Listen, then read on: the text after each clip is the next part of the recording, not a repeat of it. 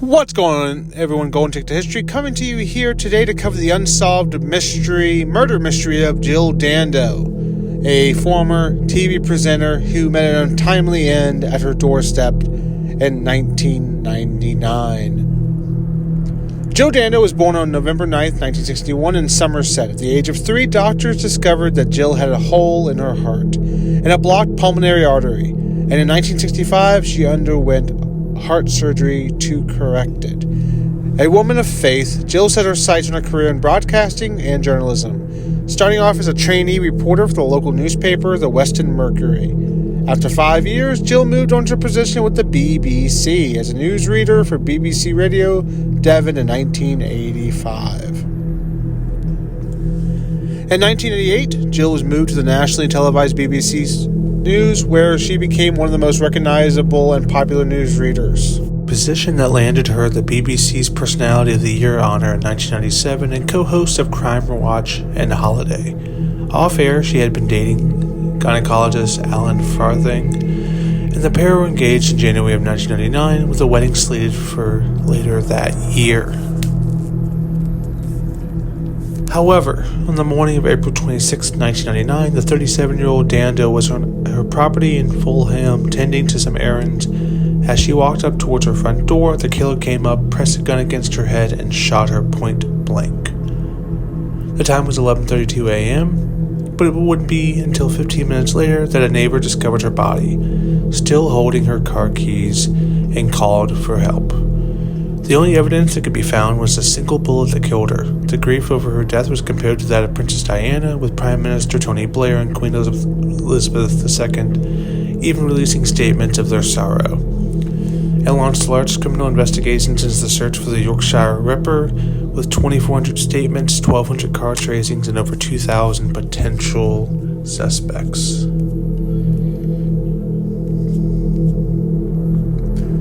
The investigation into the murder of Jill Dando was complicated. Given her status as a revered public figure, there were very few, if any, witnesses to the crime, but an enormous wealth of theories, tips, and leads, incisively detailed in this article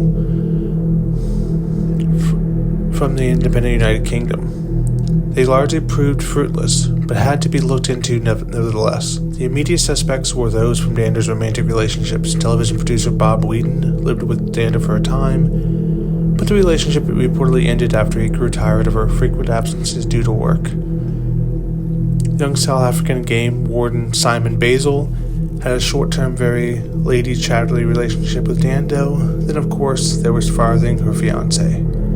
Peppered between the three known relationships were some briefer flings, which police found detailed in Dando's diaries. There was also a Russian crime lord who allegedly was quite taken with Dando and ordered her killing after she rejected his advances. However, those leads went nowhere and all the men were cleared. The first tabloid-ready theory alleged that Dando's murder was the work of a Serb hitman. The theory wasn't too far out there. The single shot to the head and the killer slipping away undetected in broad daylight would suggest the work of a professional. Serbian warlord Arkan would have been at the odds with Dando, given that she had fronted a BBC Kosovo crisis appeal to raise funds for those fleeing the ethnic cleansing.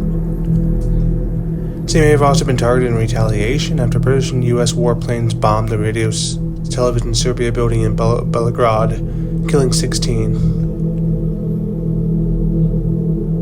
On the day of her killing, a man with an Eastern European accent called the BBC and said, "Your Prime Minister Blair butchered innocent young people, we butcher back," but the call is believed to have been that of a hoax. Along with the same line, there was a theory that Dando was killed by a local hitman, as revenge for helping police with her work on Crimewatch, and as a message not to take on organized crime. Investigators did look into the claim, visiting with 30 people with links to the show and multiple convicted contract killers, but again turned up nothing. It was unlikely from the start, with Dando's death lacking the normal markings of a professional job. Random killing, a botched robbery, and an obsessed stalker were all theories that went nowhere. In May 2000, after speaking to over 25 people and taking in over 1,000 statements, police believe they had finally found Jill Dando's killer, a local man by the name of Barry George, who lived less than a half a mile away from Dando's home. He certainly fit the profile. George was an antisocial miscreant with a history of stalking women and various sexual offenses to his name. When police stormed his home, they found 2,248 images of women taken without permission and magazines with Dando on the cover.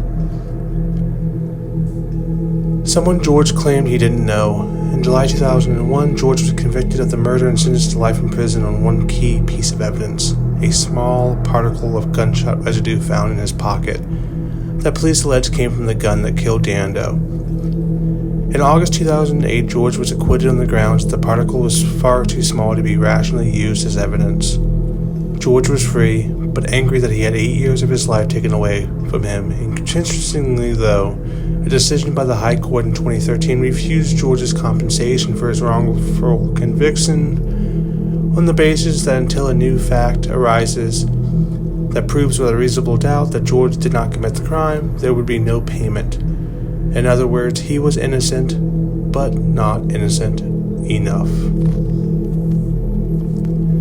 As of today, Dando's killer has still not been found, and with the investigation shelved for 8 years, George's been in jail. Police are well beyond in the pursuing of the attacker. With the arrival of a new Netflix series that came out and the high profile of Dando, her brother is still hoping.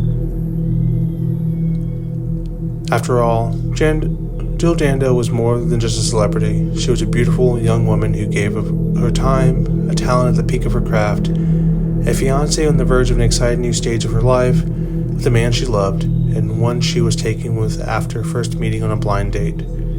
The world lost one of its bright lights that day in 1999, and someone somewhere will be facing a reckoning for snuffing her light out.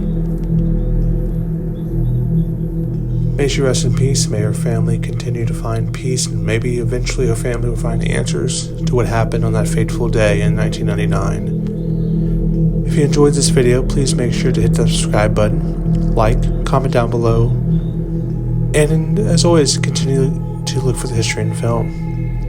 Remember, we cover filming locations, true crime, famous graves, haunted locations, historical locations, theme parks, and so much more. Catch you guys in the next video, and have a great day.